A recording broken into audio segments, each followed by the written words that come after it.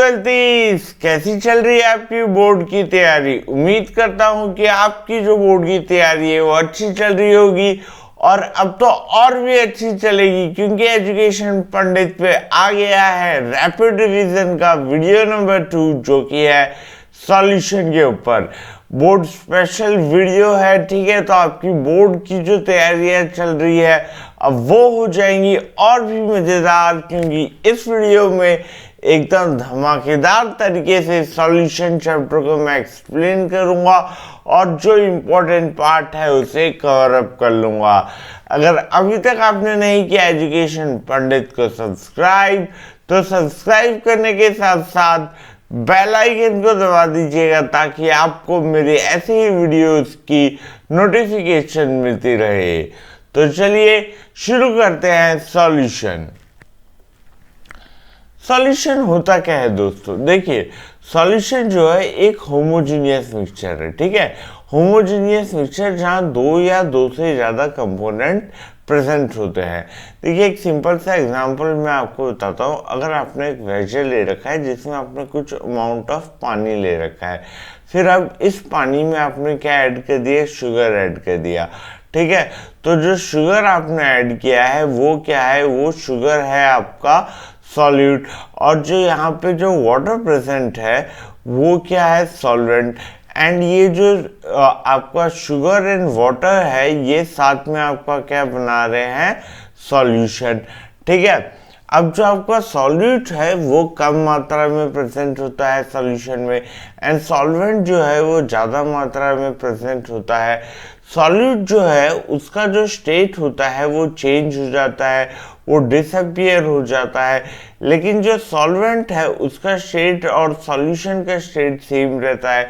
For example, ये जो हमने एग्जांपल लिया जहां मैंने शुगर डाला, तो शुगर था सॉलिड फॉर्म में, बट क्या सॉल्यूशन में आपको शुगर देखने को मिलता है सॉलिड फॉर्म में? नहीं, क्योंकि वो डिसॉल्व हो जाता है सॉल्वेंट में, ठीक है। बट सॉल्वेंट जो है वो अपने लिक्विड फॉर्म में एग्जिस्ट करता है, ठीक है।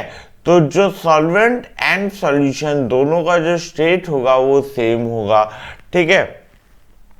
अब ये चीज तो हमें पता है कि जो सॉल्यूशन है उसमें एक से ज्यादा कंपोनेंट प्रेजेंट होते हैं, ठीक है। अगर दो कंपोनेंट प्रेजेंट है, सॉल्यूट एंड सॉल्वेंट, उस केस में जो सॉल्यूशन होता है उसे हम क्या कहते हैं? बाइनरी सॉल्यूशन, ठीक है। बाइनरी सॉल्यूशन कहेंगे। अब सॉल्यूट क्या होता है वो क्लियर हो गया, कम मात्रा में जो प्रेजेंट है वो कंपोनेंट। सॉल्वेंट ज्यादा मात्रा में जो प्रेजेंट है वो कंपोनेंट, ठीक है। सो ये जो बेसिक टर्म है वो आपके क्लियर अप हो गए। अब उसके बाद बात करते हैं कि सॉल्यूशन के कंसंट्रेशन को आप किस तरीके से एक्सप्रेस कर सकते हैं। तो एक आप कर सकते हैं क्वालिटेटिवली, दूसरा आप कर सकते हैं क्वांटिटेटिवली। क्वालिटेटिवली यानी कि सॉल्यूट का कंसंट्रेशन क्या हो रहा है, बढ़ रहा है या कम हो रहा है, ठीक है, उस बेसिस पे। तो पहले हम कवर अप करते हैं कि डाइल्यूट सॉल्यूशन क्या होता है। देखिए, डाइल्यूट सॉल्यूशन में हम क्या करते हैं कि सॉल्यूट की जो मात्रा है सॉल्यूशन में, लेट्स से 5 ग्राम है, ठीक है, एंड आपके पास एक सॉल्यूशन है, उसमें आपने क्या किया? आपने कुछ amount, let's say 10 ml solvent डाल दिया, ठीक है। उसके बाद आपने क्या किया? 2 ml और डाल दिया, फिर आपने क्या किया? 10 ml सॉल्वेंट और डाल दिया। इससे क्या हो रहा है? आप वॉल्यूम ऑफ सॉल्वेंट जो है वो इंक्रीज करते जा रहे हैं, बट सॉल्यूट का जो अमाउंट है वो फिक्स रखा है। तो जो पूरा जो रिजल्टिंग सॉल्यूशन है उसमें सॉल्यूट का जो अमाउंट है, जो उसका कंसंट्रेशन है, वो डिक्रीज हो रहा है, और ऐसे सॉल्यूशन को हम क्या कहते हैं? Dilute solution. फिर आगे बढ़ते हैं और देखते हैं कि कंसंट्रेटेड सॉल्यूशन क्या होता है। देखिए, कंसंट्रेटेड सॉल्यूशन ऐसे सॉल्यूशन होंगे जहां पर आपने क्या किया है? सॉल्वेंट की मात्रा को फिक्स रखा है। जैसे आपने यहाँ 10 ml पानी ले लिया, फिर उसमें आपने पहले 3 ग्राम चीनी डाली, फिर आपको मिठास नहीं आई तो आपने 1 ग्राम चीनी और डाल दी, फिर आपको फिर भी मिठास नहीं आई, आपने 2 ग्राम चीनी और डाल दी, ठीक है। सो आप क्या कर रहे हैं, सॉल्यूट के अमाउंट को धीरे धीरे बढ़ाते जा रहे हैं, ठीक है। सॉल्यूट के अमाउंट को बढ़ाते जा रहे हैं सॉल्यूशन में, एंड सॉल्वेंट का जो अमाउंट है उसे आपने फिक्स रखा है, ठीक है। सो जो रिजल्टिंग सॉल्यूशन होगा उस सॉल्यूशन को हम क्या कहेंगे, कंसंट्रेटेड सॉल्यूशन कहेंगे। ये डिपेंड करता है क्वालिटी के ऊपर कि आपका सॉल्यूशन में सॉल्यूट की मात्रा कितनी है, ठीक है। अब हम बात करते हैं कंसंट्रेशन को इन टर्म्स ऑफ क्वांटिटी। सो इन सारे कैटेगरीज में हम उसे डिवाइड करते हैं। अब एक बाय एक करके हम इन सभी पोर्शंस को कवर अप करते हैं। तो देखिए, इसमें जो सबसे पहली चीज आती है वो आती है मास परसेंटेज, ठीक है। मास परसेंटेज यानी कि weight by weight. Mass percentage होता क्या है, देखिए मास परसेंटेज जो होता है वो रेशियो होता है किसका, mass of the component in the solution divide by total mass of the solution into 100। देखिए ये तो सिंपल था, एक क्या फॉर्मूला। अब इसको मैं एग्जांपल से समझाता हूं। देखिए मैंने लिख दिया 10% NaCl solution weight by weight, ठीक है। अब इसका क्या मतलब होगा, ठीक है। अब इसको आप समझाइए मुझे भैया। तो मान लीजिए आपके पास 100 ग्राम, ठीक है, 100 ग्राम सॉल्यूशन प्रेजेंट है, तो उस 100 ग्राम में यहाँ 10% दे रखा है NaCl का, यानी कि 100 ग्राम सॉल्यूशन में 10 ग्राम आपका NaCl प्रेजेंट है। तो 100 ग्राम सॉल्यूशन में 10 ग्राम NaCl है, तो बाकी 90 ग्राम क्या है, बाकी 90 ग्राम आपका सॉल्वेंट है यानी कि वाटर है, ठीक है। सो यही वो फॉर्मूला था, मास ऑफ द कंपोनेंट यानी कि 10 gram divide by total mass of the solution यानी कि 10 ग्राम, पूरा सॉल्यूशन का मास था 100 ग्राम इंटू 100। तो ये आ गया आपका क्या, मास परसेंटेज। ये इससे कटेगा तो 10% NaCl सॉल्यूशन हो जाएगा, परसेंटेज वेट बाय वेट, यानी कि सॉल्यूट का भी हम वेट ही ले रहे हैं और सॉल्यूशन का भी हम क्या कंसीडर कर रहे हैं, वेट ही कंसीडर कर रहे हैं। बट अगर मैं सॉल्यूशन और सॉल्यूट दोनों का वेट ना कंसीडर करके वॉल्यूम कंसीडर करूंगा, तो मास परसेंटेज किस में चेंज हो जाएगा, वॉल्यूम परसेंटेज में, V बाय V। ये रेशियो क्या होगा, volume of the component in the solution divide by total volume of the solution into 100। यहाँ पे एग्जाम्पल पे क्या ले रखा है मैंने, एग्जाम्पल ले रखा है 10% इथेनॉल का, ठीक है। यहाँ पे मैंने एग्जाम्पल क्या ले रखा है, 10% इथेनॉल ले रखा है। यानी कि अगर 100 ml सॉल्यूशन है, 100 ml आपने सॉल्यूशन लिया है, उसमें 10 ml आपका सॉल्यूट है, ठीक है, 10 ml सॉल्यूट है। सॉल्यूट यहाँ पर क्या है, इथेनॉल है, ठीक है। 10 ml आपका इथेनॉल हो जाएगा, बाकी 90 ml आपका क्या हो जाएगा, बाकी 90 ml, ये ml है, बाकी 90 ml आपका क्या हो जाएगा, पानी हो जाएगा। सो ये क्या हो गया आपका परसेंटेज वॉल्यूम बाय वॉल्यूम। अब एक और हो सकता है, ठीक है, वो है मास बाय वॉल्यूम, जहां पर आपने जो वेट लिया है वो सॉल्यूट का लिया है और सॉल्यूशन का यहाँ आपने वॉल्यूम ले लिया है, ठीक है। सॉल्यूशन का क्या लिया है, वॉल्यूम ले लिया है। सो इसका जो रेशियो आएगा वो आएगा mass of the component in the solution divide by total volume of the solution. अब 10% NaCl सॉल्यूशन अगर मैं कहता हूं और मैंने कहा है कि वेट बाय वॉल्यूम लिया है, मैंने वेट बाय वॉल्यूम लिया है, इसका मतलब है सॉल्यूशन का तो मैंने क्या लिया है, वॉल्यूम लिया है, बट सॉल्यूट का क्या लिया है, वेट लिया है या उस कंपोनेंट का क्या लिया है, वेट लिया है। तो अगर यहाँ मैं कंसिडर करता हूँ कि 100 ml मेरा सॉल्यूशन है, मैंने कंसीडर किया कि 100 ml मेरा सॉल्यूशन है, सो उसमें 10 ग्राम क्या होगा, मेरा सॉल्यूट होगा। यहाँ पे मेरा सॉल्यूट क्या है, यहाँ पे मेरा सॉल्यूट क्या है दोस्तों, NaCl मेरा सॉल्यूट है। ठीक है, 10 ग्राम मैंने क्या लिया है, यहाँ पर 10 ग्राम NaCl लिया, 90 ml मैंने पानी लिया। ठीक है, तो 100 ml मेरा पूरा सॉल्यूशन बन गया। ठीक है, ये क्या था, परसेंटेज मास बाय वॉल्यूम था। अब बढ़ते हैं पार्ट्स पर मिलियन में। ये कब यूज करते हैं, जब आपका जो कंपोनेंट है वो बहुत ही माइनर क्वांटिटी में प्रेजेंट हो। ठीक है, आपको कंसंट्रेशन बताना हो किसी भी कंपोनेंट का, बट वो बहुत ही कम मात्रा में है, तो उस मात्रा को बताने के लिए, दर्शाने के लिए और दिखाने के लिए हम क्या यूज करते हैं, ppm का यूज करते हैं। उस केस में जो हमारा रेशियो बन जाता है वो क्या होता है, number of parts of the component into 10⁶ divide by total number of part of all component of the solution. तो ये क्या था, ppm। ठीक है, ये क्या था, ppm था। इसके बाद हम बात करते हैं मोल फ्रैक्शन की। देखिए, मोल फ्रैक्शन में हम क्या करते हैं, मान लीजिए मेरे पास एक मिक्सचर है, उसमें A कंपोनेंट है, B कंपोनेंट है, C कंपोनेंट है, D कंपोनेंट है।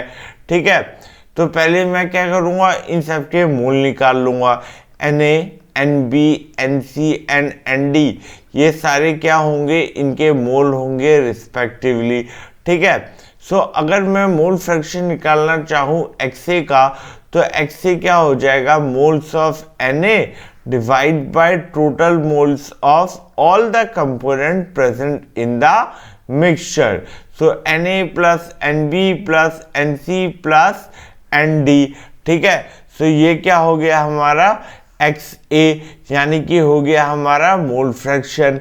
अब सिमिलरली मैं XB निकाल सकता हूँ, mole fraction in terms of B, mole fraction in terms of C, mole fraction in terms of D, और इन सभी का जब मैं समेशन करूँगा तो वो क्या हो जाएगा, 1 के बराबर होगा।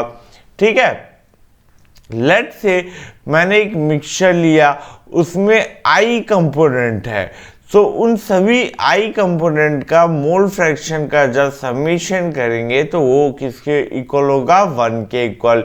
ये क्या किया मैंने, मेरे फॉर्मूले को जनरलाइज कर दिया। ठीक है, अब एक और कंसंट्रेशन टर्म है, ये क्या है, मोलैरिटी। ठीक है, जब कभी आपको सॉल्यूट का मोल दे रखा हो, ठीक है, सॉल्यूट का क्या दे रखा है, मोल दे रखा है, आपके पास सॉल्यूशन का वॉल्यूम है। ठीक है, सॉल्यूशन का आपके पास वॉल्यूम है, और वो वॉल्यूम किस में है, लीटर में है। सो अगर आप मोल बाय वॉल्यूम कर देंगे तो आपको क्या मिल जाएगा, mole of solute divide by volume of solution in litre, तो आपको क्या मिल जाएगा, मोलैरिटी मिल जाएगा। यानी कि सिंपल सा आप कह सकते हैं कि 1 लीटर सॉल्यूशन में कितने मोल्स ऑफ सॉल्यूट प्रेजेंट है, उसे हम क्या कहेंगे, उसे हम कहेंगे मोलैरिटी। ठीक है, molarity of the solution. Molarity को आप किससे डिनोट करते हैं, कैपिटल M से डिनोट करते हैं। किससे डिनोट करते हैं, कैपिटल M से डिनोट करते हैं। फिर हम बात करते हैं दूसरे कंसंट्रेशन टाइम की, वो क्या हो गया, मोलैलिटी। मोलैलिटी कब यूज करते हैं, जब हम मोल्स को किसके टर्म में एक्सप्रेस कर रहे हैं, सॉल्वेंट के मास के टर्म में। यानी कि 1 kg सॉल्वेंट में हमारा कितना मोल्स ऑफ सॉल्यूट प्रेजेंट है। ठीक है, 1 kg सॉल्वेंट में कितना मोल्स ऑफ सॉल्यूट प्रेजेंट है, अगर ये आपको पता करना है, सो ये किससे पता चलेगा? मोलैलिटी से। मोलैलिटी को आप स्मॉल m से डिनोट करते हैं, ठीक है। Number of moles of solute divide by mass of solvent in KG. ये ध्यान में रखिएगा कि सॉल्वेंट का जो मास होगा वो किस में होगा? केजी में होगा। फिर देखिए एक खास बात जो मैं बता रहा हूं, जो ये कंसंट्रेशन टर्म होते हैं, मास percent, ppm, mole fraction, molality, ये सब जो होता है ये टेम्परेचर इंडिपेंडेंट होते हैं। बट मोलैलिटी जो होता है, क्योंकि उसके फॉर्मूले में क्या आता है? Moles divide by volume, volume temperature पर डिपेंड करता है, इसलिए जो मोलैलिटी होता है वो किसका फंक्शन होता है? टेम्परेचर का होता है। एंड मास जो है वो नहीं होता। तो ऊपर वाले जितने भी कंसंट्रेशन टर्म्स हमने देखे वो टेम्परेचर इंडिपेंडेंट होंगे, और जो मोलैलिटी है वो किसका फंक्शन होगा? टेम्परेचर का फंक्शन होगा। तो चलिए आगे बढ़ते हैं। अब हम देखते हैं solubility of solid in liquid, ठीक है। सॉलिड की सॉल्युबिलिटी हम किस में देख रहे हैं? लिक्विड में देख रहे हैं। तो देखिए सिंपल सा फंडा है कि लाइक डिजॉल्व लाइक, यानी कि अगर आपका पोलर सॉल्यूट होगा तो वो पोलर सॉल्वेंट में डिजॉल्व होगा, और अगर आपका नॉन पोलर सॉल्यूट हुआ तो वो नॉन पोलर सॉल्वेंट में डिजॉल्व करेगा, ठीक है। क्यों? क्योंकि वहां पर जो इंटरमोलिकुलर इंटरेक्शंस होते हैं वो सेम होते हैं।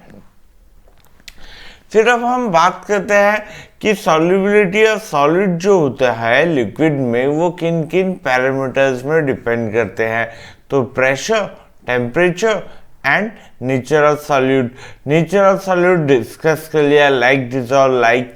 प्रेशर की अगर हम बात करें तो एज सच प्रेशर पर कुछ डिपेंड नहीं करता है, क्योंकि लिक्विड एंड सॉलिड जो है वो इनकम्प्रेसिबल होते हैं। तो ये तो खेल में ही नहीं है प्रेशर। फिर हम बात करते हैं टेम्परेचर की, कि टेम्परेचर का क्या इफेक्ट आता है। भैया देखिए आप भी यही सोचे होंगे कि टेम्परेचर का क्या इफेक्ट आता है। तो चलिए कवर अप करते हैं। देखिए डिसॉल्यूशन प्रोसेस अगर एंडोथर्मिक हुआ, डिसॉल्यूशन यानी कि सॉल्वेंट में आपने सॉल्यूट को क्या किया? मिक्स किया, उस प्रोसेस को आपने क्या कह दिया?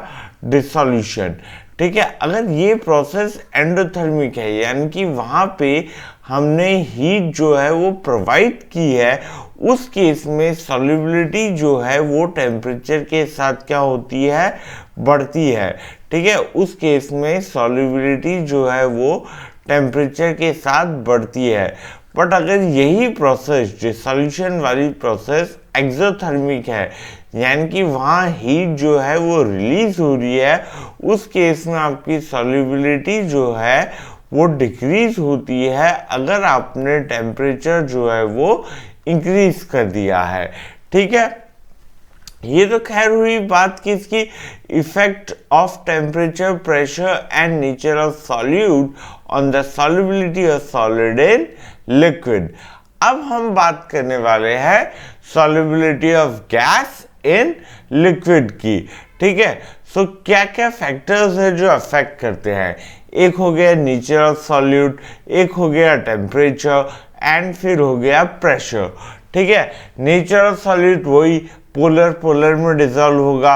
गैस आप मान लीजिए HCl है, ठीक है, ये पोलर है, ठीक है। यहाँ डेल्टा पॉजिटिव, ये डेल्टा नेगेटिव, ये तो पोलर हो गया। लिक्विड आपने ले लिया वाटर, सो HCl आपका वाटर में डिसॉल्व हो जाएगा, ठीक है। फिर हम बात करते हैं प्रेशर का क्या इफेक्ट आएगा। तो देखिए एक सिंपल सा फंडा है, यहाँ पे एक आपने वेसल ले रखा है, ये क्या है? आपका एक पिस्टन टाइप अरेंजमेंट है, ठीक है। ये रहा आपका लिक्विड वाला पोर्शन, ठीक है। एंड जो ये डॉट्स दिख रहे हैं, ब्लू डॉट्स, ये क्या है? आपके गैसियस पार्टिकल।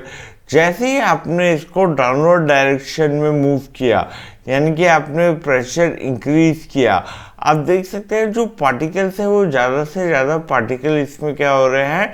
डिसॉल्व हो रहे हैं। क्यों डिसॉल्व हो रहे हैं? क्योंकि वॉल्यूम जो है वो डिक्रीज हो रहा है एंड पार्टिकल्स जो है वो प्रेशराइज हो रहे हैं और कैद होते जा रहे हैं। ठीक है, आप क्या कर रहे हो? ऊपर से उन्हें पुश कर रहे हो। ठीक है, आप अपवर्ड से एक फोर्स डाल रहे हो पार्टिकल के ऊपर कि भाई तू जा, तू अंदर ही जा।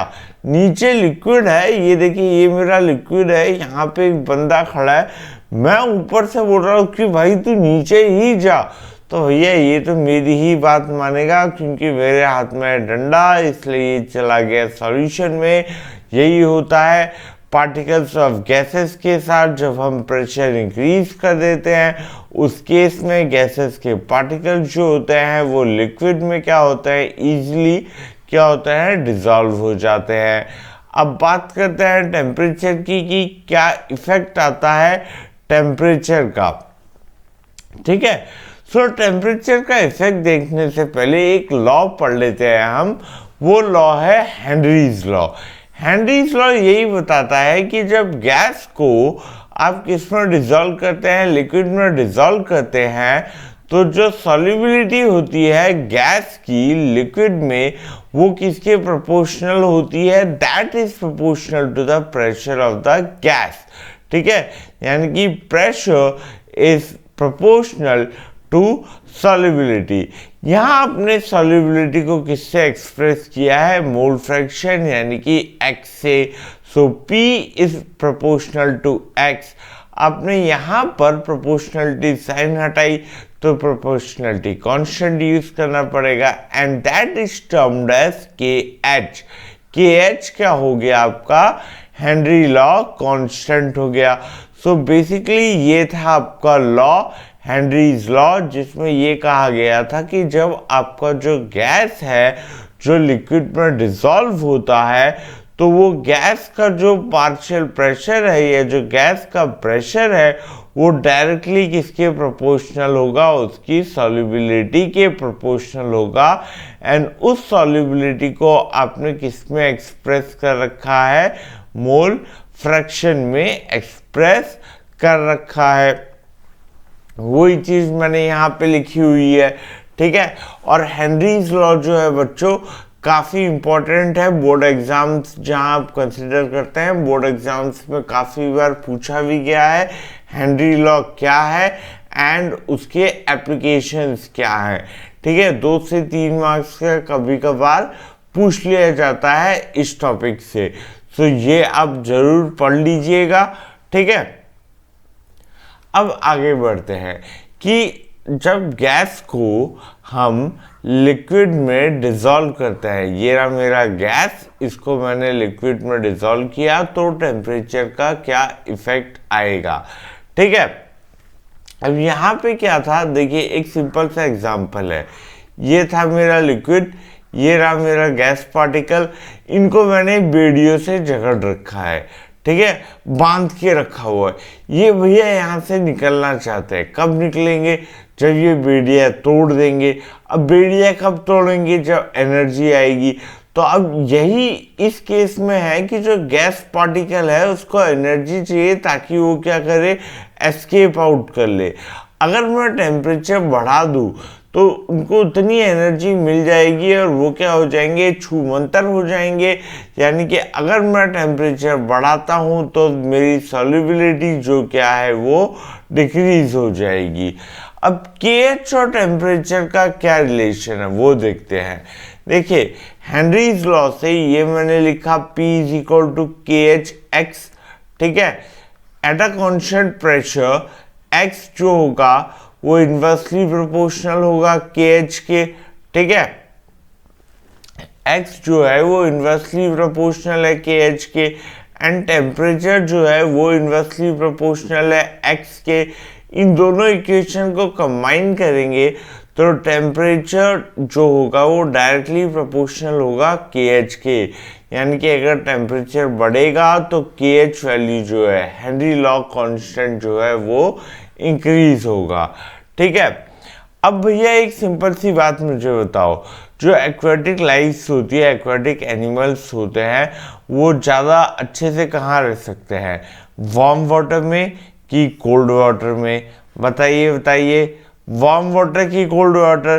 देखिए कमेंट सेक्शन में ये मुझे बता दीजिएगा, नहीं आए तो वहीं पूछ लीजिएगा, तो मैं आपका डाउट वहां क्लियर कर दूंगा। ठीक है, डाउट्स मत रखिए, काफी अच्छा कंसेप्चुअल क्वेश्चन है कि जो एक्वाटिक एनिमल्स है वो कहाँ इजिली सर्वाइव कर सकते हैं, दैट इज हॉट वाटर और वार्म वाटर। नाउ बात करते हैं हेनरीज लॉ के एप्लीकेशन के बारे में। देखिए काफी इंपॉर्टेंट है। हेनरीज लॉ क्या था? गैस की सॉल्युबिलिटी लिक्विड में, उससे रिलेटेड एक लॉ बना दिया हेनरी ने। ठीक है, अब जो सोडा की बोतल आती है, सॉफ्ट ड्रिंक की बोतल आती है, उसमें हम CO2 को कैसे डिसॉल्व करते हैं लिक्विड के अंदर, अंडर हाई प्रेशर, ताकि उसकी जो सॉल्युबिलिटी है वो इंक्रीज हो जाए। ठीक है, एक और काफी इंपॉर्टेंट है इंफॉर्मेशन वाली बात, जो स्कूबा डाइवर्स होते हैं ना, वो high concentration of dissolve gases अपने साथ उनको कोप अप कर दिया जाता है, क्योंकि अंदर हाई प्रेशर होता है। तो हाई प्रेशर में क्या होता है, एटमॉस्फेरिक गैस की जो सॉल्युबिलिटी होती है वो क्या होती है, ज़्यादा होती है। बट जैसे जैसे वो स्कूबा डाइवर्स सरफेस पे आते हैं, प्रेशर क्या होता है, डिक्रीज होता है। और प्रेशर एकदम से जो डिक्रीज होता है, तो जो गैसेस है, डिसॉल्व गैसेस, वहाँ फॉर्मेशन ऑफ बबल्स हो जाता है। क्यों? क्योंकि सॉल्युबिलिटी एकदम से जो गैसेस की है वो डिक्रीज हो चुकी है। ठीक है, अब वहाँ पर क्या बन गए हैं, बबल्स बन गए हैं। ठीक है, अब ये जो बबल्स बन गए हैं वो क्या करेंगे, कैपिलरीज को ब्लॉक कर देंगे, और इस मेडिकल कंडीशन को हम क्या कहते हैं, बेंड्स कहते हैं, जिसका एक काफ़ी पेनफुल एंड एक डेंजरस इम्पैक्ट आता है। तो इस बेंड को अवॉइड करने के लिए हम क्या करते हैं, high concentration of nitrogen in bloods को, ठीक है, इसका जो टॉक्सिक इफेक्ट होता है उसको अवॉइड करने के लिए हम क्या यूज करते हैं, ये गैसेस का यूज करते हैं। ठीक है, ये गैसेस का यूज करते हैं। फिर अब हम बात करते हैं हाई एल्टीट्यूड पे। हाई एल्टीट्यूड पे क्या होता है, ऑक्सीजन का प्रेशर जो होता है, पार्शियल प्रेशर, वो कम होता है as compare to ground level. ठीक है, सो हाई एल्टीट्यूड पे ऑक्सीजन क्या होगा, कम हो जाएगा ब्लड में। ठीक है, अब भैया ऑक्सीजन कम, उसका कंसंट्रेशन कम हो गया।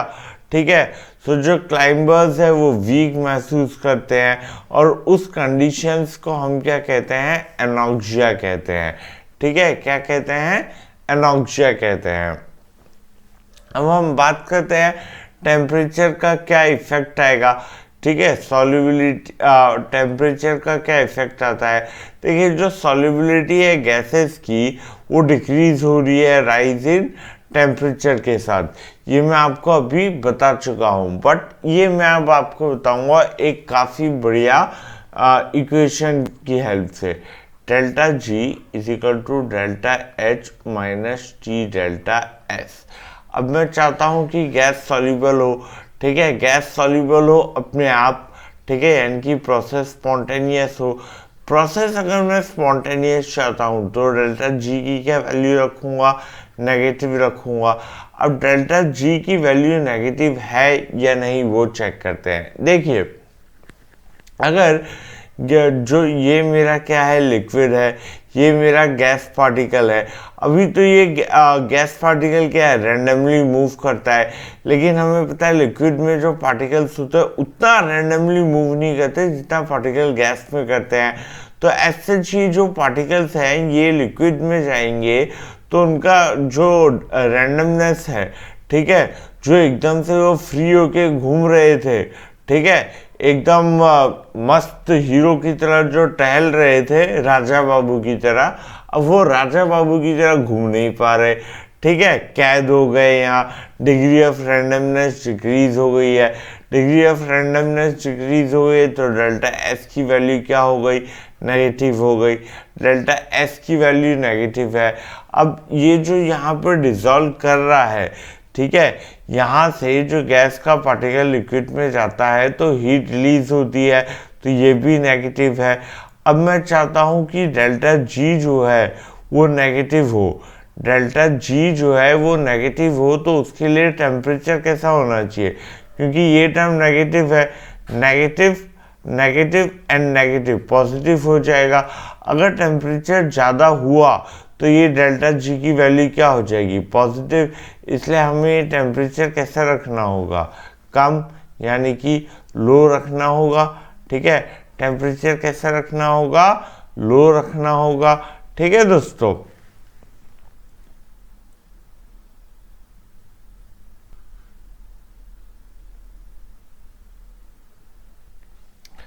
सो नेक्स्ट टॉपिक क्या है। देखिए ये चीज़ तो हमने समझ ली, ठीक है, ये मैंने अभी जस्ट आपको पीछे समझाई। अब नेक्स्ट हम समझते हैं कि वेपर प्रेशर है क्या, ये टर्म आखिर में है क्या। तो भैया आप हमें बताएंगे कि वेपर प्रेशर क्या होता है।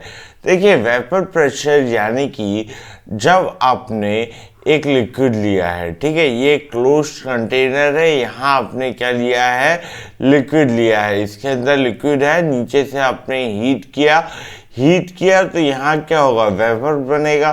वेपर जो बनेगा वही वेपर जो लिक्विड के सरफेस के ऊपर जो प्रेशर एक्सर्ट करेगा इक्विलिब्रियम पे, उसे हम क्या कहेंगे, वेपर प्रेशर। वापस से देखते हैं, क्लोज कंटेनर है, क्लोज कंटेनर में हमने लिक्विड लिया, अब उस लिक्विड को हमने हीट किया, वेपर बने, एंड जो उस वेपर ने लिक्विड के सरफेस के ऊपर जो प्रेशर एक्सर्ट किया, उस प्रेशर को हम क्या कहते हैं भैया, वेपर प्रेशर कहते हैं। क्या कहते हैं, वेपर प्रेशर कहते हैं। अब क्या क्या फैक्टर्स हैं जो इस वेपर प्रेशर को अफेक्ट करते हैं, वो है temperature, nature of substance, boiling point and purity of substance.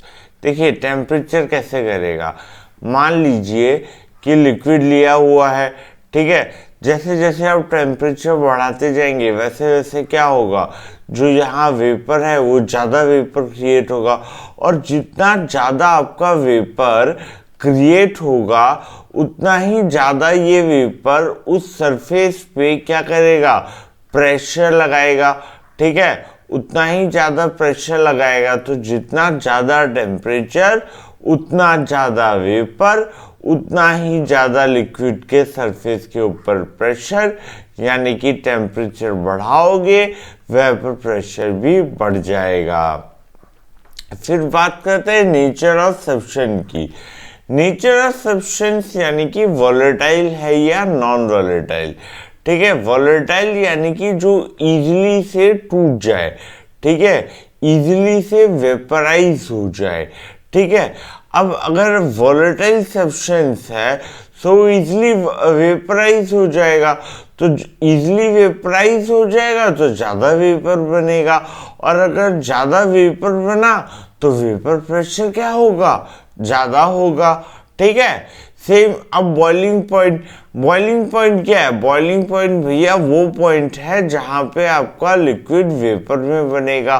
तो अगर बॉइलिंग पॉइंट ज़्यादा होगा, ठीक है, बॉइलिंग पॉइंट ज़्यादा होगा तो वेपर प्रेशर क्या होगा, उस टाइम पे बॉइलिंग पॉइंट अगर आपका ज़्यादा है तो आपको ज़्यादा हीट प्रोवाइड करनी पड़ेगी वेपर बनाने के लिए। तो बॉइलिंग पॉइंट अगर आपका कम होगा तो कम टेम्परेचर पे ही आपका जो लिक्विड है वो वेपराइज हो जाएगा, एंड आपका वेपर प्रेशर जो है आपको ज़्यादा मिल जाएगा। सो बॉइलिंग पॉइंट कम, वेपर प्रेशर ज़्यादा। ठीक है, अब प्योरिटी ऑफ सब्सटेंस की बात करते हैं, तो जितना प्योर सब्सटेंस उतना ज़्यादा वेपर प्रेशर, जितना ज़्यादा घोटाला उतना ही कम आपका क्या हो जाएगा, वेपर प्रेशर। ठीक है, ये आपका कंसेप्ट क्लियर हो गया। ये नेचर ऑफ सब्सटेंस हो गया, बॉइलिंग पॉइंट हो गया, एंड ये हो गया आपका प्योरिटी। ठीक है, सो ये सारे कंसेप्ट क्लियर हो गए। अब बात आती है सबसे इंपॉर्टेंट लॉ की, जो है सॉल्यूशन में, वो है राउल्ट्स लॉ।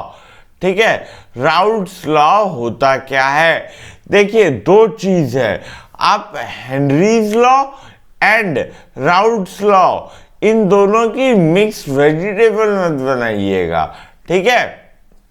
हेनरीज लॉ अलग है, राउट्स लॉ अलग है। राउट्स लॉ में जो चीजें कही गई हैं वो क्या कही गई है कि कोई भी वोलेटाइल सब्सटेंस, उसका जो पार्शियल प्रेशर होगा वो किसके डायरेक्टली प्रोपोर्शनल होगा, मोल फ्रैक्शन के, ठीक है। जो वेपर जो लिक्विड के साथ इक्विलिब्रियम पे है उसका जो पार्शियल प्रेशर है वो डायरेक्टली प्रोपोर्शनल होगा मोल फ्रैक्शन के। अब यहाँ पे सिंपल सा केस क्या है, लिक्विड है, लिक्विड हीट किया, आपका क्या बना, वेपर बना।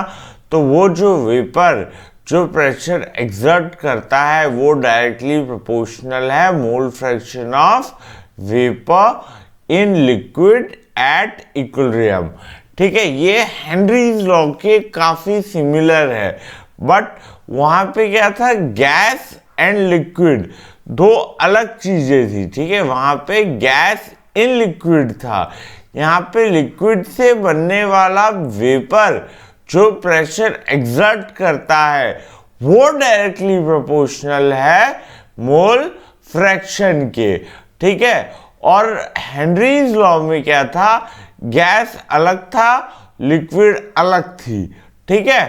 ये दोनों चीज आपको समझ में आ गई होगी। नहीं आई तो कमेंट सेक्शन में पूछ लीजिएगा, मैं वहां आपको बता दूंगा, ठीक है। अब आगे बढ़ते हैं। अब पहला केस लेते हैं राउट्स लॉ में, जहां हमारा जो सॉल्यूट है वो वोलेटाइल है, सॉल्वेंट भी हमारा क्या है, वोलेटाइल है, ठीक है।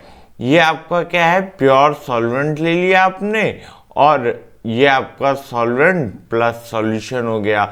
हमने यहाँ पे क्या लिया है, जहाँ पे प्योर सॉल्वेंट था एक वेसल में, उस केस में हमारा जो प्रेशर था वो हमने क्या कंसीडर किया, P0A। सिमिलरली अब हमने क्या किया, एक प्योर सॉल्यूट ले लिया वेसल में, ठीक है। हमने क्या लिया, एक प्योर सॉल्यूट ले लिया, उसका जो वेपर प्रेशर है वो P0B कंसीडर कर लिया। अब हमने क्या किया, इन दोनों को मिक्स किया तो जो सॉल्यूशन बना, ठीक है, सॉल्यूशन बना। अब क्या होगा, जो सॉल्वेंट है उसका वेपर प्रेशर क्या होगा, डिक्रीज हो जाएगा, ठीक है। अभी एक सिंपल सी बात है कि पहले आपके सरफेस पे सिर्फ एक ही पार्टिकल था, ठीक है। तो इसका जो वेपर बनेगा वो इसी सरफेस के पार्टिकल के ऊपर एक्सर्ट करेगा। सो उस केस में P0A है, बट यहाँ पे नंबर ऑफ पार्टिकल रिड्यूस होंगे, क्यों, अब मान लीजिए मैंने B के पार्टिकल ऐड कर दिए। अब जो वेपर बना वो जो सरफेस पे जो प्रेशर एक्सर्ट करेगा अब वो डिक्रीज हो गया है, क्यों, क्योंकि सरफेस पे अब B के पार्टिकल भी है। तो अब मान लीजिए जो प्रेशर है वो PA है, सो P0A will be greater than PA, ठीक है।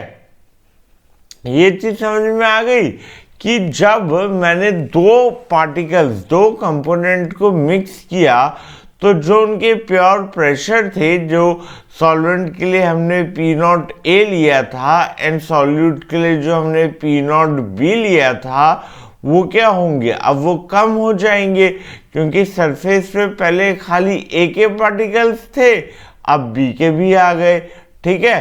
सो जो आप प्रेशर एक्सर्ट कर रहे हैं वो A के पार्टिकल्स पे भी होगा और B के पार्टिकल्स पे भी होगा। सो जो P0A है उसकी वैल्यू घट गई। तो देखिए सॉल्वेंट के लिए जो पार्शियल प्रेशर होगा वो उसके मोल फ्रैक्शन के डायरेक्टली प्रोपोर्शनल होगा। PA is directly proportional to XA, ठीक है। अब ये आपको हटाना है, सो PA किसके इक्वल हो जाएगा, PA इक्वल हो जाएगा P0A इंटू XA। XA क्या है, A का कंसंट्रेशन सॉल्यूशन में, और P0A क्या है, उसका प्योर प्रेशर। सो जब प्योर प्रेशर से उसके कंसंट्रेशन को मल्टीप्लाई करेंगे जो कि सॉल्यूशन में है, तो आपको क्या मिल जाएगा, partial pressure of A in solution for solvent. Now similarly for solute, PV is directly proportional to XB. XB क्या है? Mole fraction of solute in the solution. Now P not B क्या है? Pure pressure.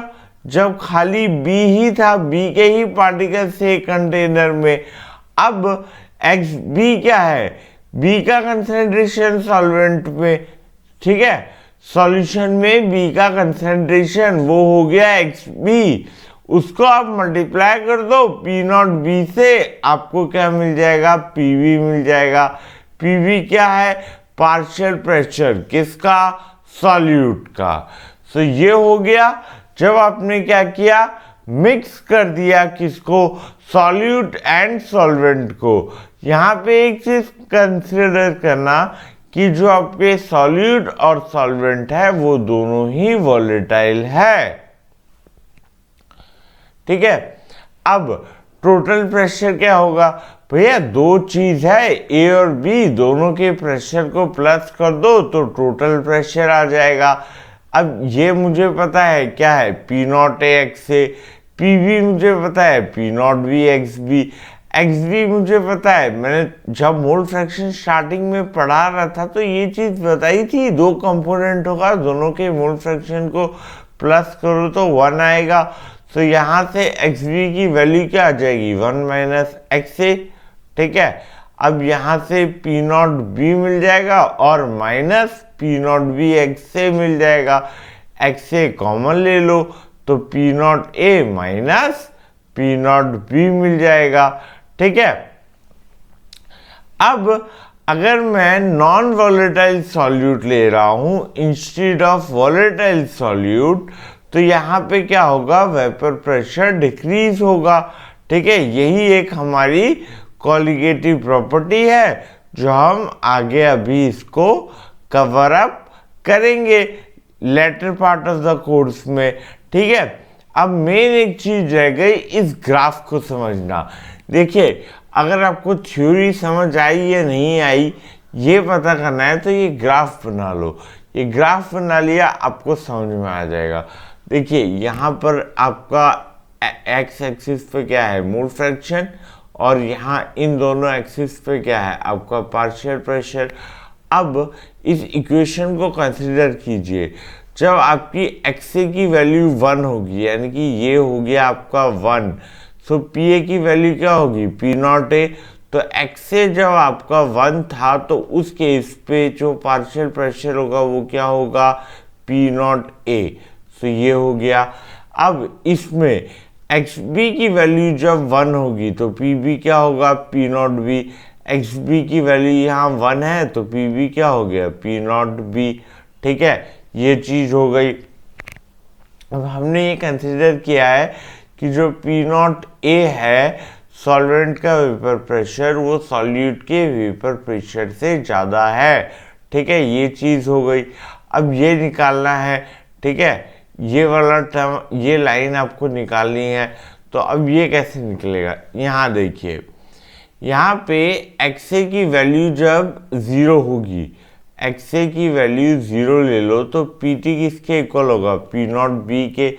सो x ए की value 0, P T वाली line ये रही, उसकी value आ जाएगी पी नॉट बी. अब एक्स ए की वैल्यू 1 ले लो, ठीक है. एक्स ए की वैल्यू आपने 1 ले ली. एक्स ए की वैल्यू 1 ले ली तो 1 इंटू पी नॉट ए रहेगा, ये माइनस पी नॉट बी हो जाएगा. तो ये वाला टर्म और ये वाला टर्म कैंसल आउट हो जाएगा. सो पी टी की जो वैल्यू आएगी वो क्या आ जाएगी? पी नॉट ए आ जाएगी. तो उस केस में जब एक्स ए आपका 1 होगा तो पी टी की वैल्यू क्या हो जाएगी? P not a. सब आपका जो ग्राफ है वो बन के तैयार हो गया, ठीक है. ग्राफ बन गया. चलिए अब नेक्स्ट टॉपिक की तरफ बढ़ते हैं. अब दो चीजें यहां से हमें राउल्ट्स लॉ से और देखने को मिलेगी, ठीक है. राउल्ट्स लॉ से दो चीजें अभी आपको देखने को मिलेगी. एक है आइडियल सॉल्यूशन क्या होते हैं एंड दूसरा नॉन आइडियल सॉल्यूशन क्या होते हैं। देखिए एक सिंपल सा किस्सा है, जब भी हम कोई लॉ पढ़ते हैं ना, तो अगर वो ऐसी चीज़ें जो उस लॉ को फॉलो करेंगी तो वो आइडियल, जो नहीं करेगी वो नॉन आइडियल। सेम जैसे आइडियल और रियल गैसेस में होता था कि वो आइडियल गैस इक्वेशन को फॉलो कर रही है कि नहीं, वैसा ही राउल्ट्स लॉ को फॉलो किया तो आइडियल सॉल्यूशन, नहीं किया तो नॉन आइडियल सॉल्यूशन। ठीक है, अब आइडियल सॉल्यूशन क्या होता है?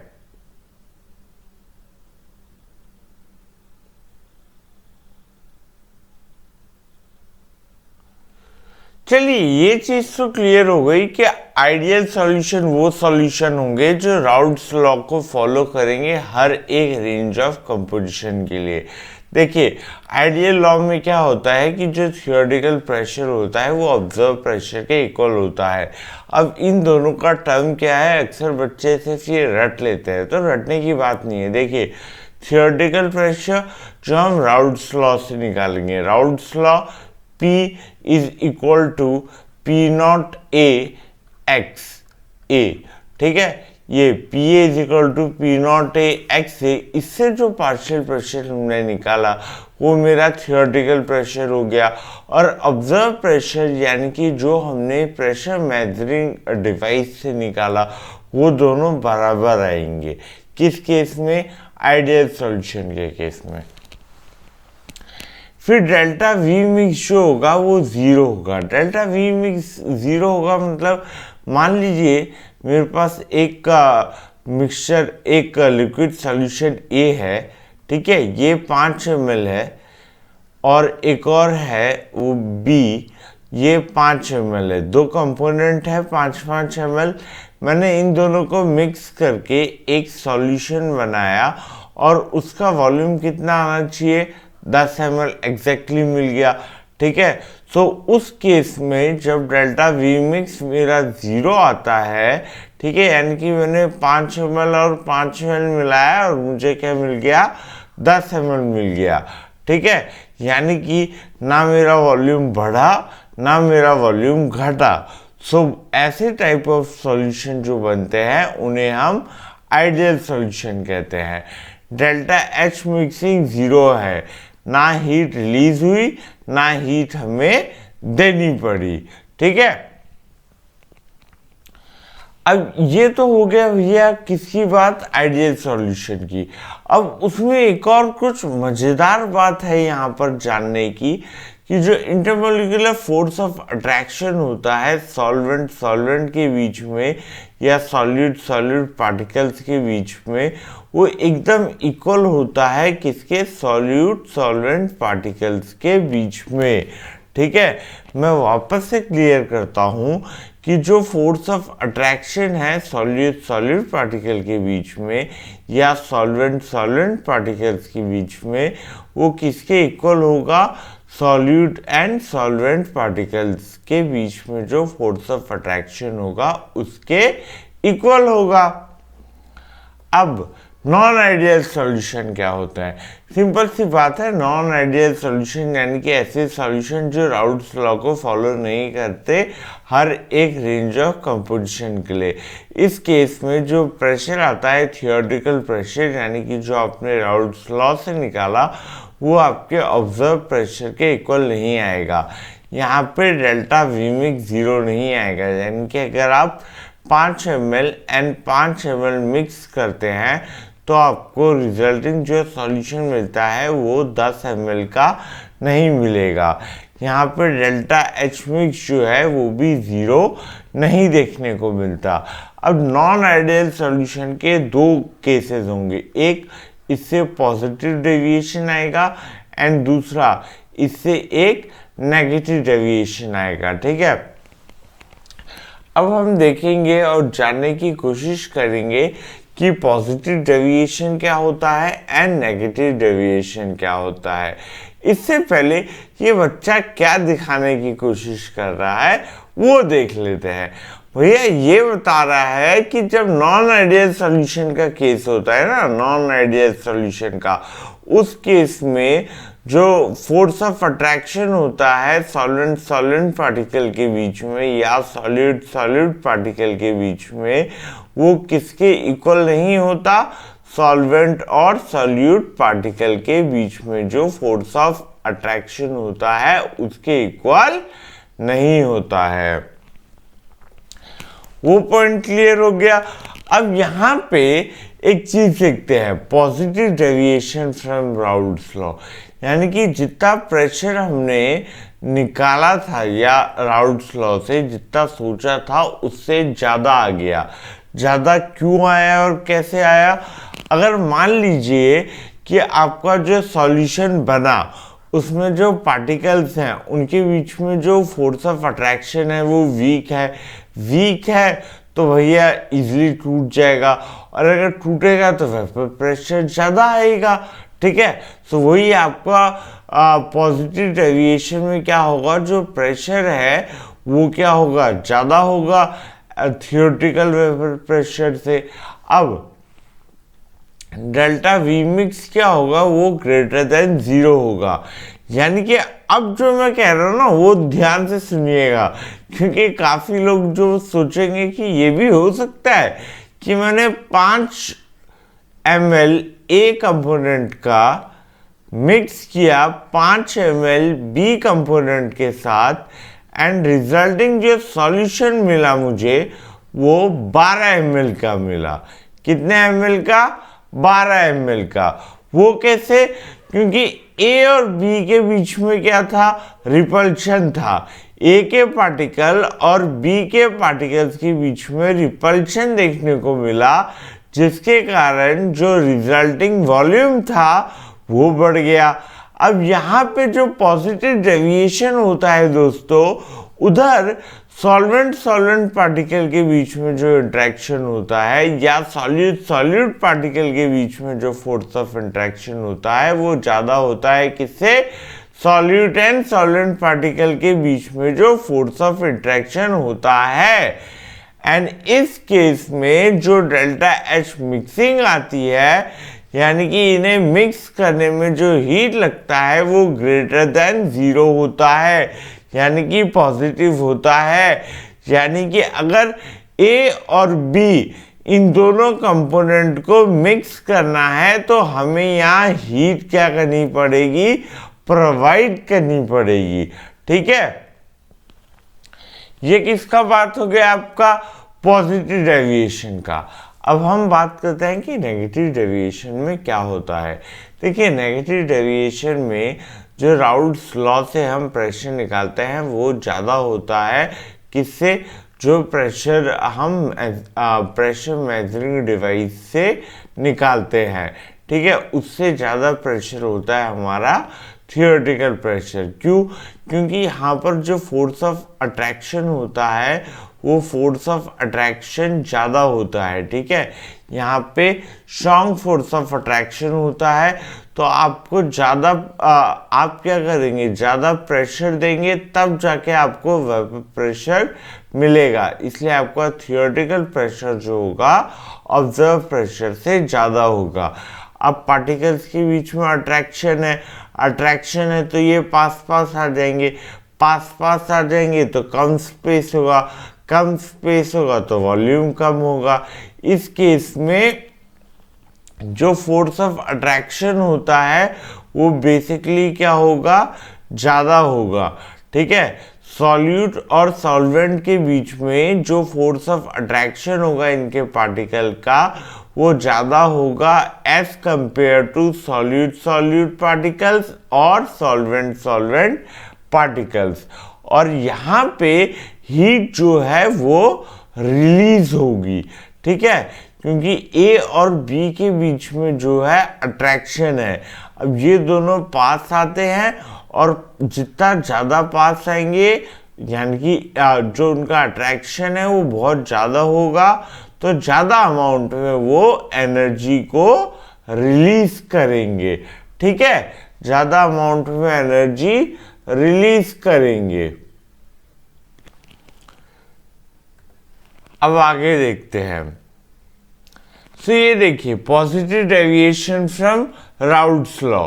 ठीक है। पॉजिटिव डेविएशन में हमने देखिए ये ग्राफ जो था ये तो हमने पहले ही बना रखा था राउल्ट्स लॉ वाला। अब यहाँ पर पॉजिटिव डेविएशन है तो जो प्रेशर है वो ज़्यादा मिल रहा है, तो देखिए ये ऐसा कर्व ग्राफ आ जाएगा, यहाँ पर भी कर्व ग्राफ आएगा, ठीक है, क्योंकि पहले के मुकाबले अभी प्रेशर हमें क्या मिल रहा है, ज़्यादा मिल रहा है, ठीक है। और नेगेटिव डेविएशन में हमें कैसा ग्राफ देखने को मिलेगा, कम, ठीक है, क्योंकि जो प्रेशर है वो पहले के मुकाबले क्या है, कम है, ठीक है। ये चीज क्लियर हो गई। अब ये मोस्ट इंपॉर्टेंट चीज है, बच्चा भी बेचारा क्या हो गया यार, ये भी सोच रहा है कि एजियोट्रोप क्या होता है, ठीक है। ऐसी सबकी शक्ल हो जाती है सॉल्यूशन चैप्टर में जब ये क्वेश्चन आता है कि व्हाट आर एजियोट्रोप्स। आधों को तो समझ में ही नहीं आता भैया एजियोट्रोप्स होते क्या है, ऐसी शक्ल, इससे भी खतरनाक शक्ल बनती है लोगों की टेस्ट में लिख के आ जाता है, पूरा का पूरा याद करके छाप देते हैं, लेकिन क्या होता है वो अभी तक समझ में नहीं आएगा। IIT JEE की तैयारी भी कर लेते हैं फिर भी। तो देखते हैं क्या होते हैं एजियोट्रोप्स। देखिए बेसिकली ये बाइनरी मिक्सचर होते हैं।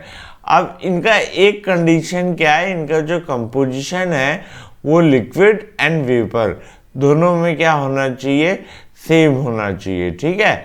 इनका जो कंपोजिशन है वो लिक्विड एंड वेपर में सेम होगा और ये एक कांस्टेंट टेम्परेचर पे बॉईल होंगे।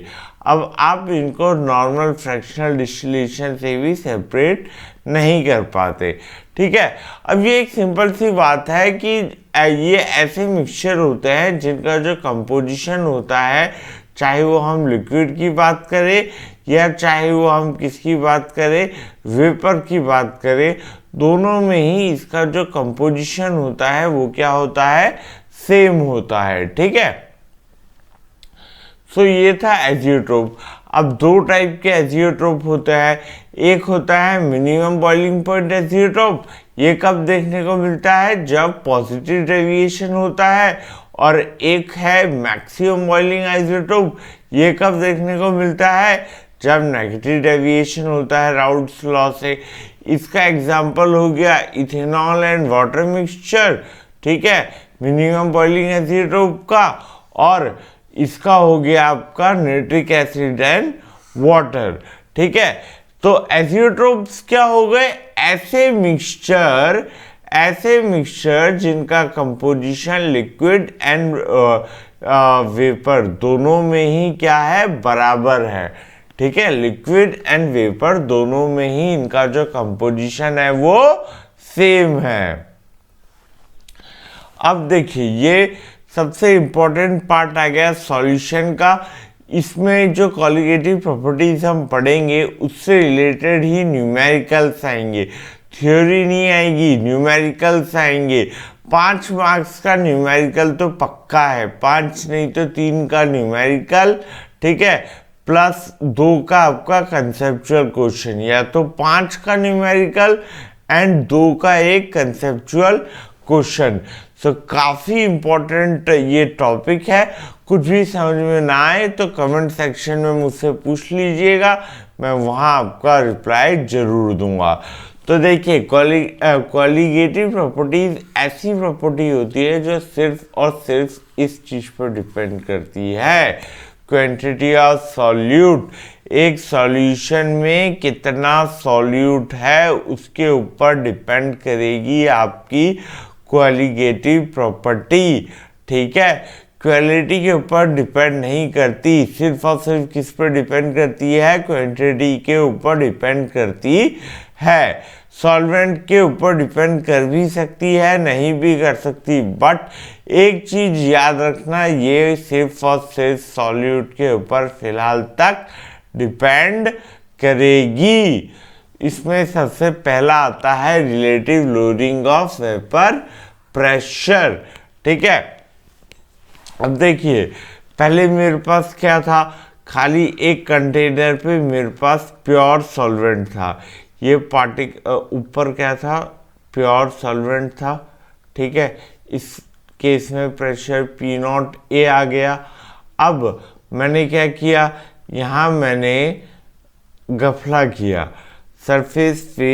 अब ये जो ब्लू दिख रहे हैं ये सॉल्यूट आ गया, और ये सॉल्यूट कैसा है, नॉन वॉलेटाइल सॉल्यूट है, ठीक है। अब वेपराइज हुआ, एक सब्सटेंस वेपराइज हुए, ठीक है, वेपर बना, यहाँ पे प्रेशर एक्सर्ट किया, तो अब जो प्रेशर आएगा वो क्या हो जाएगा, कम हो जाएगा।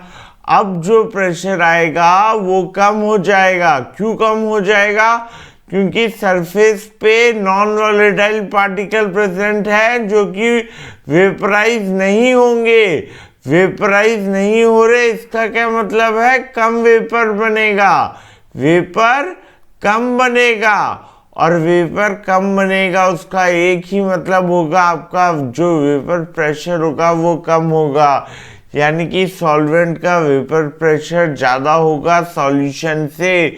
सॉल्यूशन का मैंने क्या मान लिया, P मान लिया, तो P नॉट A P से ज़्यादा होगा।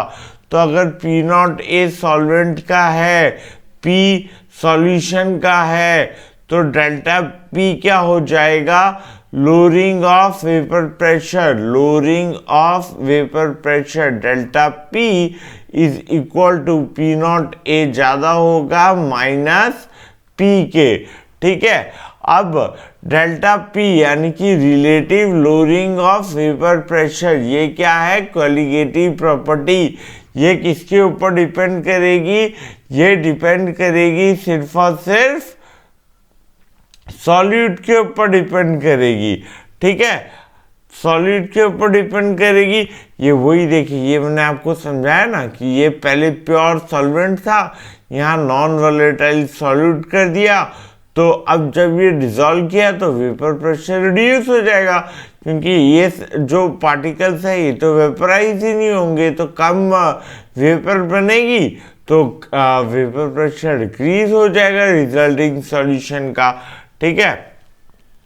अब डेल्टा P तो हमने निकाल लिया भैया, ठीक है, डेल्टा P तो हमने निकाल लिया, ठीक है। डेल्टा P कैसे निकाला, डेल्टा P मैंने निकाल लिया P not A minus PA, ठीक है, PA निकाल लिया। PA क्या है, सॉल्वेंट का प्रेशर, कब, जब उसमें नॉन वॉलेटाइल सॉल्यूट मिक्स होगा। अब PA की जगह, ये PA सॉल्वेंट का है, सो PA की जगह मैंने क्या रख दिया, P नॉट A XA, ठीक है, PA की जगह मैंने क्या रख दिया, P नॉट A XA रख दिया, ठीक है। P नॉट A कॉमन ले लिया तो क्या है, 1 माइनस XA, और XB क्या है, मोल फ्रैक्शन ऑफ सॉल्यूट, ये क्या है, mole fraction of solute. Delta P क्या है, लोअरिंग ऑफ वेपर प्रेशर, और अगर P नॉट A के टर्म में देखूं तो क्या है, ये रिलेटिव है, ठीक है, किसके कंपैरिजन में देख रहा हूं, सॉल्वेंट के वेपर प्रेशर के, तो ये पूरा टर्म हो गया relative lowering of vapour pressure, और ये क्या हो गया, XB यानी कि सॉल्यूट का मोल फ्रैक्शन, ठीक है। अब मोल फ्रैक्शन को कैसे लिखते हैं, NB divide by Na plus NB, ठीक है।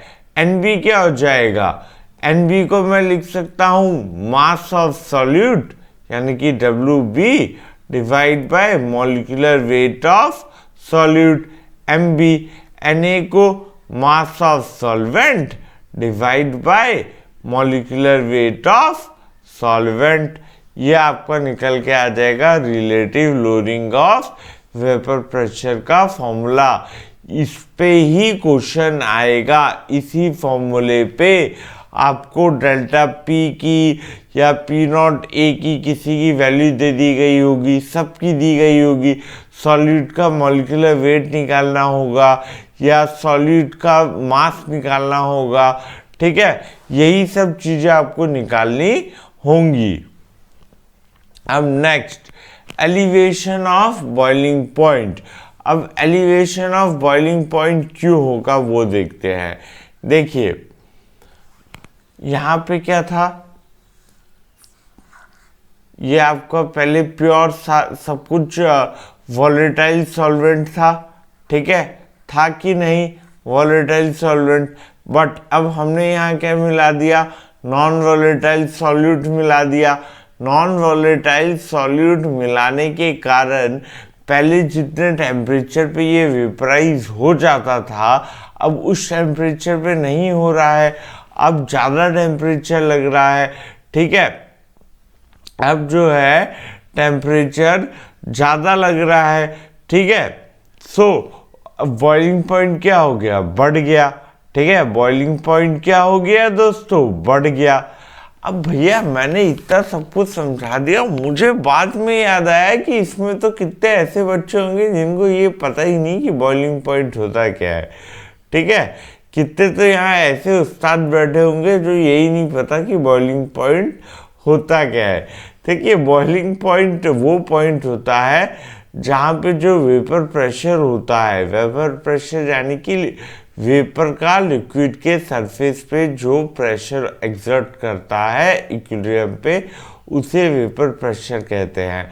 तो जब वेपर प्रेशर एटमॉस्फेरिक प्रेशर के इक्वल हो जाता है उस टेम्परेचर पे लिक्विड क्या होता है, बॉइल होना स्टार्ट हो जाता है, एंड उसे हम उस पॉइंट को या उस टेम्परेचर को क्या बोलते हैं, बॉइलिंग पॉइंट, ठीक है। अब बेसिकली यहाँ पर क्या होगा, जब नॉन वॉलेटाइल सॉल्यूट आ जाएगा उस केस में आपका जो टेम्परेचर होगा वो बढ़ जाएगा। क्यों, क्योंकि भैया अब आपको ज़्यादा टेम्परेचर देना पड़ेगा। यहाँ नॉन वॉलेटाइल सॉल्यूट है तो अब एटमॉस्फेरिक प्रेशर, पहले तो क्या था कि सरफेस से सारे वॉलेटाइल लिक्विड थे, ठीक है, तो जल्दी से वेपराइज होते थे और एक एटीएम पे भैया पहुंच जाते थे, ठीक है, एटमॉस्फेरिक प्रेशर पे। अब जो यहाँ ये पार्टिकल्स हैं अब नॉन वॉलेटाइल भी है तो आपको और हीट देनी पड़ेगी, क्योंकि जो ऊपर के हैं भैया नॉन वॉलेटाइल भी है उसमें, तो अब और हीट देंगे तब जाके बचे हुए जो पार्टिकल्स हैं वो वेपराइज होंगे और फिर उतना आपका प्रेशर एक्सर्ट करेंगे तब जाके वो 1 atm के इक्वल होगा, तो वो टेम्परेचर क्या हो गया, बढ़ गया। सो वहाँ पे एलिवेशन हो गया बॉइलिंग पॉइंट का, ठीक है, एलिवेशन हो गया। तो अब यहाँ पर जो सॉल्यूशन का जो बॉइलिंग पॉइंट था वो बढ़ गया और सॉल्यूट का क्या था, कम था। सॉल्यूट का कम, सॉल्वेंट जो था प्योर सॉल्वेंट उसका कम था। प्योर सॉल्वेंट का कम क्यों था, क्योंकि वो वॉलेटाइल थे। अब नॉन वॉलेटाइल सॉल्यूट आ गए उसमें तो अब आपको ज़्यादा टेम्परेचर देना पड़ेगा, ज़्यादा हीट देनी पड़ेगी, ठीक है।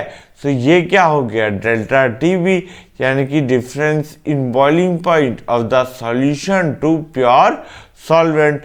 अब ये किसके डायरेक्टली प्रोपोर्शनल है, मोलैलिटी के, ठीक है। Delta TB directly proportional to molality, आपने साइन हटाई, प्रोपोर्शनलिटी कांस्टेंट के बी, जिसको हम बॉइलिंग पॉइंट कांस्टेंट भी कहते हैं, और इसके काफ़ी सारे नाम हैं, molar elevation constant, ebullioscopic constant. सो ये नाम याद रख लेना, कभी कभार पूछ लिया जाता है 1 मार्क्स में। सो ये फॉर्मूला काफ़ी इंपॉर्टेंट है, delta T B is equal to K B into M. अब मोलैलिटी को आप कैसे लिख सकते हैं, देखिए मोलैलिटी क्या हो जाएगा, मोल्स ऑफ सॉल्यूट यानी कि मास of solute divide bye molecular weight of solute, ठीक है। और ये W1 क्या हो जाएगा, मास ऑफ सॉल्वेंट। अब ये ग्राम में है, इसे हमने केजी में कर दिया तो 1000 से मल्टीप्लाई कर दो, तो ये हो जाएगा आपका W2 इंटू 1000 डिवाइड बाय आपका W1, ठीक है। यहाँ पे क्या आ जाएगा, W1 आ जाएगा, ठीक है। W2 इंटू ये आपका W2 into 1000 divide by M2 into W1, ठीक है। ये आपका फॉर्मूला हो जाएगा, ठीक है। तो ये बेसिकली आपका डेल्टा टीवी का जो है ये फॉर्मूला हो गया, ठीक है। ये आपका डेल्टा टीवी का फॉर्मूला हो गया। अब यहाँ पे आपको सब कुछ दे दिया गया है, मॉलिक्यूलर वेट निकालना है सॉल्यूट का, सो आप ऐसे निकाल सकते हैं, बाकी नोन क्वांटिटी एक तरफ और मॉलिक्यूलर वेट सॉल्यूट का एक तरफ, ठीक है। चलिए अब आगे बढ़ते हैं। अब नेक्स्ट कॉलिगेटिव प्रॉपर्टी की तरफ बढ़ते हैं, जो कि है हमारा क्या, डिप्रेशन ऑफ फ्रीजिंग पॉइंट। अब तक दो हम कवर अप कर चुके हैं, ये है हमारा तीसरा, डिप्रेशन ऑफ फ्रीजिंग पॉइंट। देखिए, अगर वेपर प्रेशर लोअर हो रहा है, ठीक है, सॉल्यूशन का, तो उसके कारण क्या होगा, फ्रीजिंग पॉइंट भी लोअर होगा। फ्रीजिंग पॉइंट क्या होता है, फ्रीजिंग पॉइंट एक ऐसा पॉइंट होता है किसी भी सब्सटेंस के लिए जहाँ सॉलिड फेज जो है वो एक इक्विलिब्रियम में होता है लिक्विड फेज के साथ, ठीक है। अब बात करते हैं कि एक सॉल्यूशन फ्रीज कब होता है। एक सॉल्यूशन तब फ्रीज होगा जब उसका जो वेपर प्रेशर है वो किसके इक्वल हो जाएगा, प्योर सॉलिड सॉल्वेंट के इक्वल हो जाएगा। अब हमें ये पता है कि जब नॉन वॉलेटाइल सॉल्यूट हमने मिलाया है उस केस में जो वेपर प्रेशर है सॉल्वेंट का वो रिड्यूस हो रहा है। तो अगर vapour pressure pure solid solvent के वेपर प्रेशर के इक्वल होगा, उस टाइम पे ये सॉल्यूशन फ्रीज होगा, तो वेपर प्रेशर तो क्या हो रहा है, रिड्यूस्ड हो रहा है, यानी कि अब कम टेम्परेचर पे ही वो सब्सटेंस क्या होगा, फ्रीज हो जाएगा, ठीक है।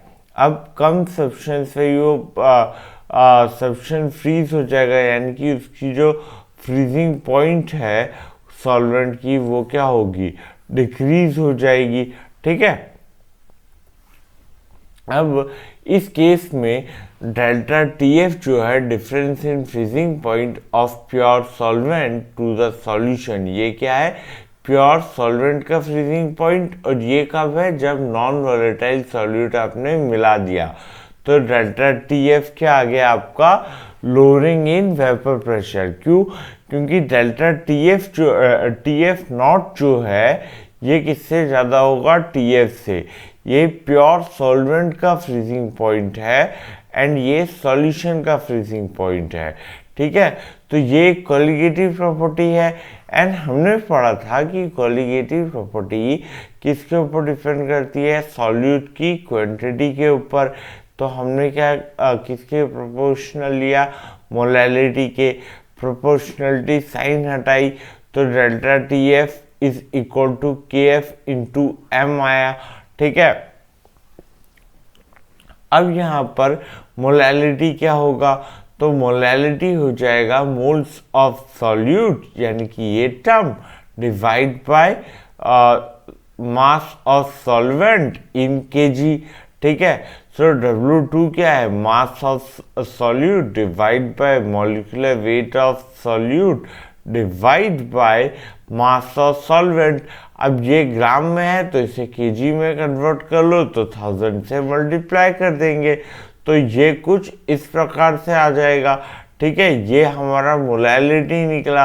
अब इस मोलैलिटी को आप यहाँ सब्स्टिट्यूट कर दीजिए तो आपको डेल्टा TF मिल जाएगा। अब आपको सब पता है, लेकिन मॉलिक्यूलर वेट निकालना हो तो आप क्या करेंगे, डेल्टा TF को आप इस तरफ ले जाएंगे एंड M2 को आप इस तरफ ले आएंगे, लेफ्ट हैंड साइड ले आएंगे, ठीक है।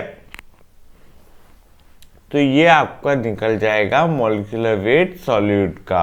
अब दो चीजें और देखिए, मान लीजिए अगर क्वेश्चन में आपको लेटेंट हीट ऑफ फ्यूजन दिया गया हो या लेटेंट हीट ऑफ वेपराइजेशन दिया गया हो, ठीक है, एंड उस केस में आपको मॉलिक्यूलर वेट निकालना हो, ठीक है, मॉलिक्यूलर वेट निकालना हो तो आप कैसे निकालेंगे, तो ये उसका फॉर्मूला है, KF is equal to R2 into M into TS square divide by 1000 into delta H, यानी कि latent heat of fusion.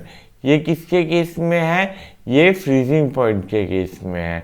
And ये जब आपको KB निकालना हो, यानी कि मोलर एलिवेशन कांस्टेंट, ठीक है। Kf को हम साइरोस्कोपिक कांस्टेंट भी कहते हैं, ठीक है। तो ये दो फॉर्मूले भी आपको याद होने चाहिए। देखिए ये जितनी भी चीज़ें और जितने भी फॉर्मूले हम पढ़ रहे हैं, इसमें सबसे इम्पोर्टेंट जो होता है वो फॉर्मूला होता है relative lowering of vapour pressure. उसके बाद क्वेश्चन किसी से पूछे जाते हैं तो या तो एलिवेशन इन बॉइलिंग पॉइंट से पूछा जाएगा, या तो फिर वो पूछा जाएगा डिप्रेशन इन फ्रीजिंग पॉइंट से, ठीक है। ऑस्मोटिक प्रेशर से भी पूछते हैं, लेकिन वो आई थिंक 2 मार्क्स में पूछ लिया जाएगा, एंड उसमें मोस्ट प्रोबेबली वो एक कंसेप्चुअल क्वेश्चन उस टॉपिक से पूछा जाता है। और अगर आप डेडिकेटेड वीडियोस चाहते हैं कि हमें पता चले कि लास्ट 5 ईयर में किस टॉपिक से कौन कौन से क्वेश्चन पूछे गए हैं, हर एक चैप्टर से फर्स्ट से लेके 16 चैप्टर्स हैं, उनके हमें डेडिकेटेड वीडियो चाहिए, तो पहले तो वीडियो को लाइक कीजिए, चैनल को सब्सक्राइब कीजिए और कमेंट करके बता दीजिए कि we need a dedicated video. तो जल्द से जल्द एजुकेशन पंडित पे वो वीडियोस भी अवेलेबल करवा दी जाएंगी। चलिए आगे बढ़ते हैं और जानते हैं कि ऑस्मोसिस क्या होता है। देखिए ऑस्मोसिस यानी कि फ्लो, सिंपल सी चीज़ है। ऑस्मोसिस यानी कि फ्लो, ठीक है। एक चीज़ है, यहाँ पर क्या है कि एक मेम्ब्रेन होगा, ठीक है। एक मेम्ब्रेन होगा जिसके इस तरफ प्योर सॉल्वेंट होगा और इस तरफ आपका सॉल्यूशन होगा, ठीक है। एक तरफ प्योर सॉल्वेंट और एक तरफ आपका होगा सॉल्यूशन। अब ये सॉल्वेंट आपका किसका हो सकता है? सेलोफेन का हो सकता है, पर्चमेंट पेपर का होगा। इस मेम्ब्रेन को हम क्या कहते हैं? Semi permeable membrane. ये क्या करती है कि ये आपके सॉल्वेंट पार्टिकल्स को जाने देती है, पास आउट करने देती है, क्योंकि उनकी जो साइज होती है वो स्मॉल होती है। बट ये परमिट नहीं करती कि सॉल्यूट का पार्टिकल एक तरफ से दूसरी तरफ जा सके उस मेम्ब्रेन के। तो ऑस्मोसिस क्या होता है? प्योर सॉल्वेंट से सॉल्वेंट पार्टिकल का जो मूवमेंट होता है through the semi permeable membrane to the solution is known as osmosis, ठीक है। यानी कि अगर आपका ये प्योर सॉल्वेंट है तो यहाँ से यहाँ पे आपका सॉल्वेंट पार्टिकल मूव करेगा, उस प्रोसेस को ऑस्मोसिस कहते हैं।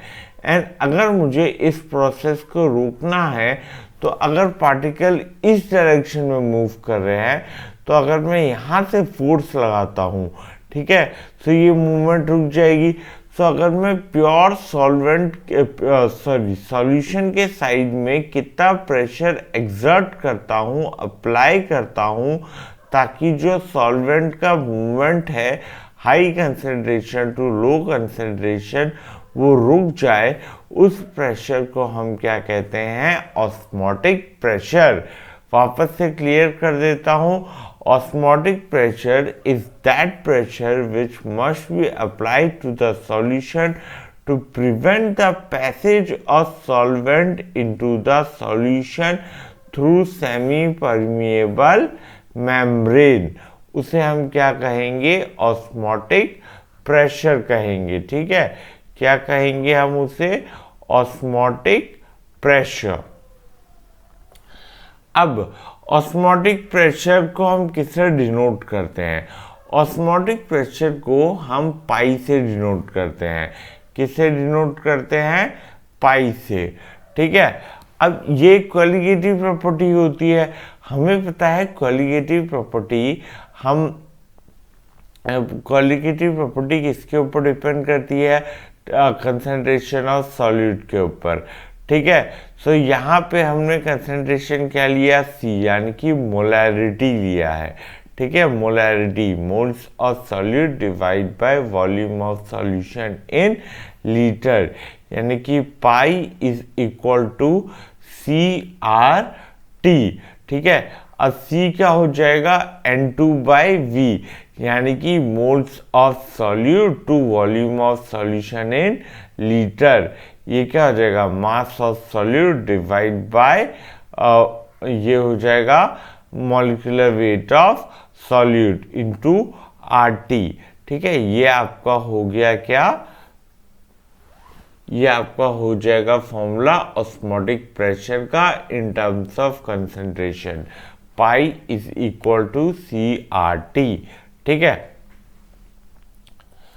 इसके बाद आइसोटोनिक सॉल्यूशन क्या होता है। देखिए, दो सॉल्यूशन, ठीक है, जिनका ऑस्मोटिक प्रेशर सेम होगा, ऑस्मोटिक प्रेशर सेम होगा किसी गिवन टेम्परेचर पे, तो उसे हम क्या कहेंगे, आइसोटोनिक सॉल्यूशन कहेंगे।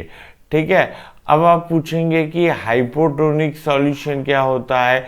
हाइपोटोनिक सॉल्यूशन ऐसे सॉल्यूशन होते हैं जिनका ऑस्मोटिक प्रेशर जो होता है वो दूसरे सॉल्यूशन से क्या होता है, कम होता है। ऐसे सॉल्यूशन को हम क्या कहते हैं, हाइपोटोनिक सॉल्यूशन। और हाइपरटोनिक सॉल्यूशन क्या होते हैं, हाइपरटोनिक सॉल्यूशन ऐसे सॉल्यूशन होते हैं जिनका जो ऑस्मोटिक प्रेशर होता है वो ज़्यादा होता है। ठीक है, इनका ऑस्मोटिक प्रेशर ज़्यादा होता है as compare to other solution. Isotonic solution यानी कि बराबर होगा ऑस्मोटिक प्रेशर दो सॉल्यूशन का। ठीक है, इस केस में एक का दूसरे से ज़्यादा होगा। ठीक है, इस केस में एक का दूसरे से कम होगा, तो वो हाइपरटोनिक सॉल्यूशन कहलाएगा। ठीक है, अब एक बहुत ही बढ़िया प्रोसेस रिवर्स ऑस्मोसिस, RO, जो हम RO प्लांट में यूज़ करते हैं ताकि हम वाटर को प्योरीफाई कर सके। देखिए, अभी ऑस्मोसिस में मैंने क्या पढ़ा था कि एक साइड क्या है मेरा प्योर सॉल्वेंट, दूसरे साइड क्या है सॉल्यूशन। यहाँ से यहाँ मेरा सॉल्वेंट पार्टिकल मूव कर रहा है। ठीक है, बट अब मैं क्या कर रहा हूँ, मैं ये कर रहा हूँ कि मेरा सॉल्वेंट पार्टिकल जो है वो low concentration to high concentration move करे। रिवर्स ऑस्मोसिस में क्या होता है, सॉल्वेंट पार्टिकल लो कंसंट्रेशन से हाई कंसंट्रेशन की तरफ मूव करता है। ठीक है, लो कंसंट्रेशन से हाई कंसंट्रेशन की तरफ क्या करेगा, मूव करेगा। ठीक है, ठीक है, चलिए अब रिवर्स ऑस्मोसिस का फंडा क्लियर हो गया। अब ये एक लास्ट टॉपिक बचा है वॉन हाफ फैक्टर। अब ये वॉन हाफ फैक्टर जो है वो इस साल के सिलेबस में नहीं है, बट स्टिल जो बच्चे JEE नीट की तैयारी कर रहे हैं उनके लिए हल्का सा इंफॉर्मेशन मैं आपको बता देता हूँ। देखिए, वॉन हाफ फैक्टर पिक्चर में कब आता है, ये जो कॉलिगेटिव प्रॉपर्टी हमने डिस्कस की, ये किस केस में डिस्कस किए कि आपका सॉल्यूट ना ही एसोसिएट होगा, ठीक है, एसोसिएट होगा यानी कि कंबाइन होगा, ना ही ये डिसोसिएट होगा। ठीक है, ना एसोसिएट करेगा ना डिसोसिएट करेगा। इस केस में हमने कॉलिगेटिव प्रॉपर्टी को डिफाइन किया। बट अगर आपका सॉलिड पार्टिकल एसोसिएट या डिसोसिएट कर रहा है तो उस केस में आपका वॉन हाफ फैक्टर जो है वो पिक्चर में आ जाता है। वॉन हाफ फैक्टर क्या है, देखिए सिंपल सी चीज है, particles before dissociation, particles ratio होता है ये पार्टिकल बिफोर डिसोसिएशन, नहीं पार्टिकल आफ्टर डिसोसिएशन। ठीक है, particle after dissociation divide by particle before dissociation. ठीक है, पार्टिकल बिफोर डिसोसिएशन। अब मान लीजिए NaCl है, सो अभी तो एक ही है, डिसोसिएट किस में होगा, Na+Cl- में, Na+Cl- में। पहले एक था, अब कितने हो गए, 2 हो गए, सो I की वैल्यू कितनी हो जाएगी 2 डिवाइड बाय 1। अब ऐसे ही barium sulphate Ba2 sorry BaSO4, ठीक है, दो, ये भी 2 में हो जाएगा, तो इसका भी I क्या आ जाएगा, 2 आ जाएगा, ठीक है। H2SO4, ठीक है, H2SO4 इस केस में क्या आ जाएगा, 3 आ जाएगा I की वैल्यू, ठीक है। सो बस आपको ये देखना है कि जब वो पार्टिकल्स है वो डिसोसिएट होके कितने आयंस दे रहे हैं, ठीक है। सो ये उससे रिलेटेड डेरिवेशन है अल्फा की वैल्यू निकालने के लिए, ठीक है। ये सिलेबस में है नहीं, इस साल के 2021 बोर्ड के सिलेबस में है नहीं। अगर आप चाहते हैं इससे रिलेटेड डेडिकेटेड वीडियो बनाऊं तो प्लीज़ कमेंट डाउन कर दीजिएगा, मैं इससे रिलेटेड एक डेडिकेटेड वीडियो जो है वो एजुकेशन पंडित चैनल पे डाल दूंगा। तो बस दोस्तों आज की वीडियो में बस इतना ही रखते हैं। अगर आपको ये वीडियो इंफॉर्मेटिव लगी तो प्लीज़ चैनल को कर दीजिएगा सब्सक्राइब, और यहाँ तक अगर आपने देख लिया है तो लाइक का बटन दब जाना चाहिए एंड बेल नोटिफिकेशन दबा दीजिएगा, क्योंकि जो ये रैपिड रिवीजन की सीरीज़ है इसमें अभी भी काफ़ी सारे वीडियोस आने वाले हैं, उसके बाद भी काफ़ी अच्छे अच्छे वीडियोस आएंगे। सो उसकी नोटिफिकेशन आपको जल्द से मिल जाएगी अगर आप बेल नोटिफिकेशन दबा देंगे।